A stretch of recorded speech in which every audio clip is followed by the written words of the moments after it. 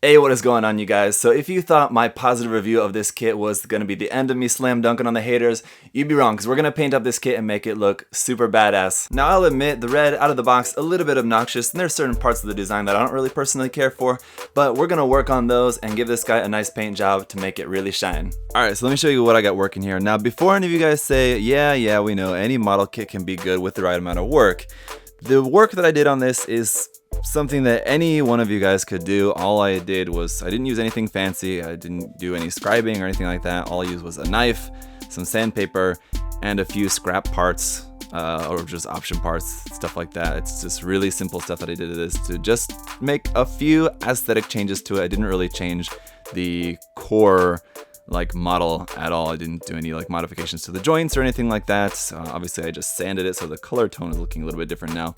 But let me talk to you guys a little bit about what I did for this guy. So first off, I really didn't like the front ankle armor. It was way too big and just made the legs look really goofy. So all I did was just cut that down and reshaped it. So I just made it a much smaller piece here, and so it can also fit further down. The angle of it before was kind of stuck at about an angle like that. It couldn't have gone down any farther than that, so I just kind of trimmed all around the fronts, cut some off, and then trimmed a little bit there at the back, and so that can actually point down a little bit farther like that. So it just gives the legs a little bit sleeker profile. Still not really too big on the design of the feet on this guy, but I'm just gonna leave those as is. I'm not gonna change everything about it. Also wasn't really too big into the radiator fins off the shoulders, so what I did was just cut those off. Now I left the part that is used to plug in there. I'll just show this to you here. So here's the wing bit, and there was a part at the end, the peg part that actually plugs in to between there. So I just cut that off and then just took these option parts, these little vent parts, and just glued those onto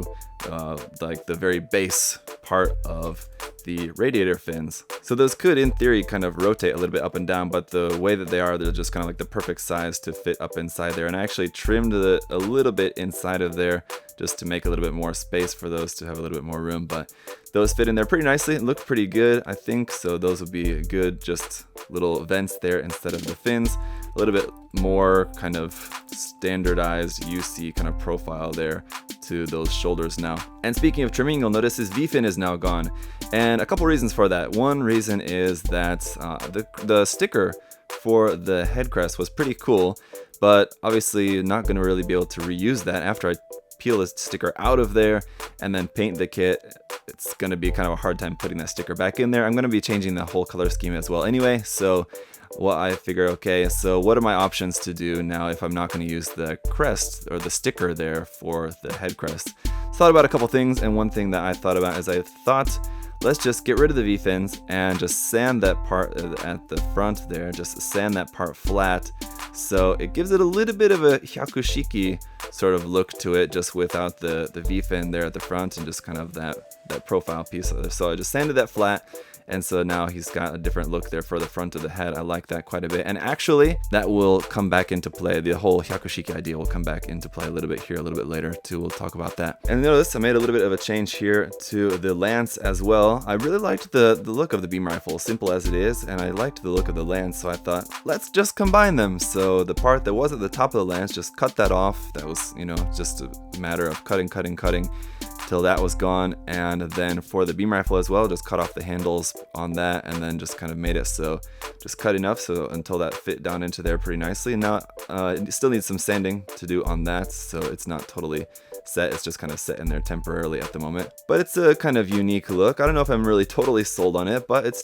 pretty cool. And I think once it's all painted up and everything, it'll look a little bit more interesting. And then background here on the backpack, remember in the center of the backpack we had those well, I've got them over here, these little thruster bells, which if you remember in my review, those fell out really easily, and it's not like those could have just been glued into place, but I just wanted to make a couple more little changes in here as well, so thought it'd be cool just replace those with some fuel tanks. So these are just some wave option part fuel tanks, and then just drill the hole into there. So I guess I did also have to use a drill, so I don't know if you guys don't have a drill on hand. I guess then that might be something a little bit more than a very simple basic step. But anyway, simple enough to just drill a hole in there, and then those just fit into there, no problem for that. So again, later once it's all done, and those will be glued in place. For the wing binders, or whatever you want to call them here, didn't really do any changes to those except for one small little change. I wanted them to be able to spread out a little bit wider. So what I did was this part in here, I cut out this black part. There was like an edge to that. All right, I'll take this apart. I think it's easier to show you than tell you. So you can see that part I cut out. So that was like totally covered here.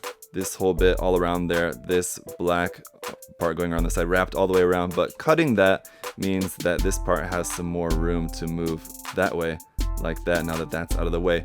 Now, ultimately, it really only makes a very small difference in the movement of the part, but it does give you just that little bit more range of movement in the wings. So for those, instead of being able to move only out to like to there, it can move just a little bit farther like to there. So yeah, it's a very small difference, but it's just something that was simple enough to do. Just cut that bit out just so that you can get those wings just a little bit wider off to the side. And the last thing then is the shield. Now I wanted to have it a handheld shield rather than being mounted onto the arm. That shield mount was just kind of goofy, and again, without reusing the sticker, it was going to look kind of weird just having the big plate thing on there without kind of a big logo or something on it. So I just wanted to make it a little bit different, so sanded these down to make them flat, and here in a moment I'll just stick some just circular photo etch detail parts on there. There goes the backpack falling off, that's okay. I'll stick some circle photo etch detail parts on there just to cover up those bits, but those are sanded flat. And so what I did was just take this, this was a handle piece from some weapon option parts set or something. So that was just something I had laying around, and just glue that onto the underside of the shield mount, and then the top side of the shield mount I just glued onto the inside of this part, which is like some leftover part from some HDGNX kit. So that is just basically glued into there, so when the shield is plugged into that, this plugs into there like normal. It makes for a different kind of looking shield, so I think that'll look cool once it's painted up. Stick a big marking on the front of there.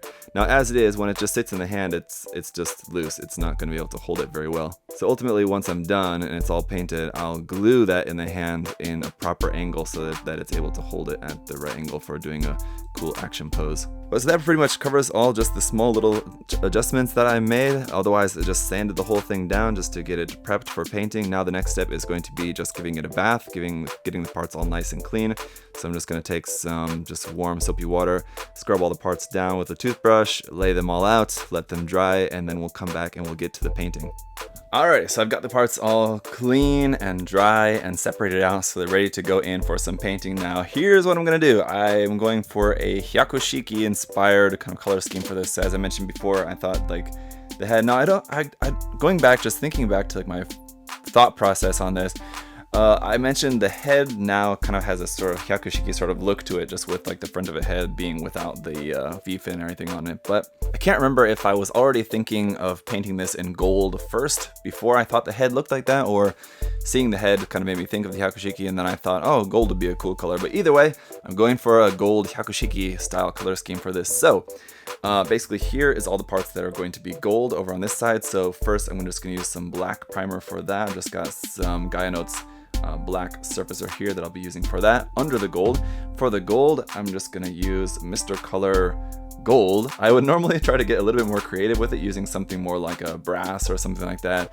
Like Mr. Color, like Starbright Brass is a pretty cool shade of gold, and there's other ones too, but I just picked this one out and I thought, looking at that looks kind of just about right. Exactly like the Hyakushiki 2.0 Master Grade kit. Looks very similar to that. So I thought, all right, well, that works. So that'll be simple enough.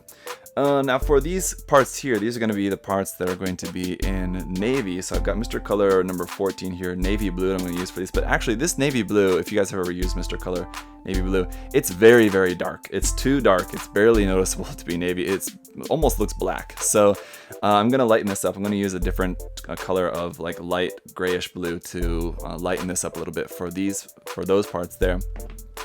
For the vent parts, which are in yellow, that go on the front and back of the shoulders and on the chest, those I'm going to actually change to silver. So I've just got just Mr. Color Silver, again, just keeping it kind of simple with that. So just a nice shiny silver color here for those.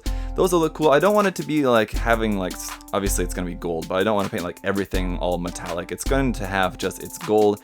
And then these I think will look good in silver because they're just little tiny vent parts. And then once they're filled in with some panel lining, getting a little bit sort of dirty look to them, I think that just kind of dirty silver vents kind of will look cool for that. So that's that.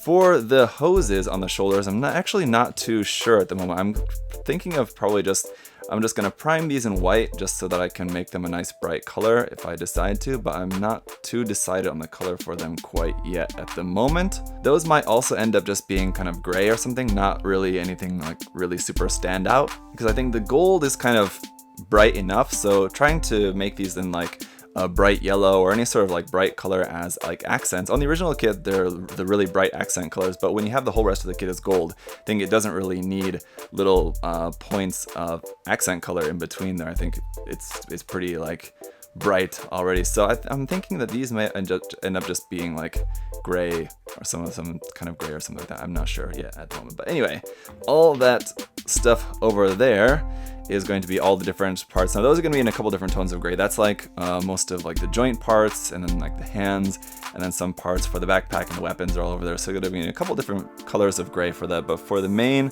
color, like for all the joint parts and basically what would constitute the frame of the design, I'm going to use a combination here of 339. This is engine gray, a pretty kind of commonly used darkish gray color, I think, so that's pretty good. But I do want to darken that up a little bit here with the Mr. Color dark iron. So if you guys saw my review, my video talking about the HD Obsidian Fury kit that I recently painted up, I did a similar mix-up for the frame parts of that.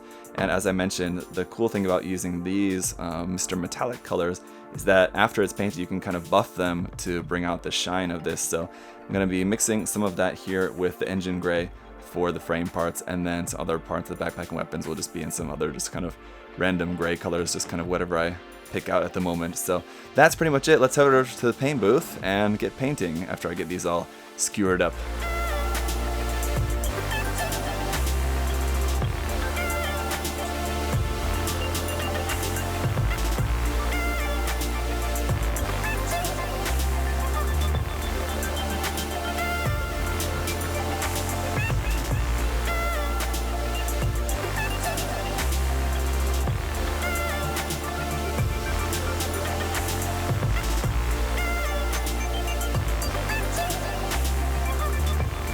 Okay, so now that all the parts are painted and got a coat of gloss coat on them, it's time to go in and do some panel lining. So for the panel lining, I'm just using the panel line accent color black for all of that. We'll go through all of that. We'll go in and do some detail painting. I'll just add in a few little details here and there. And then throw on some decals, and then I do want to do a little bit of weathering on this, just a little bit of dry brushing, I think, just on some of the edges, and that is going to be pretty much it. So let's get it.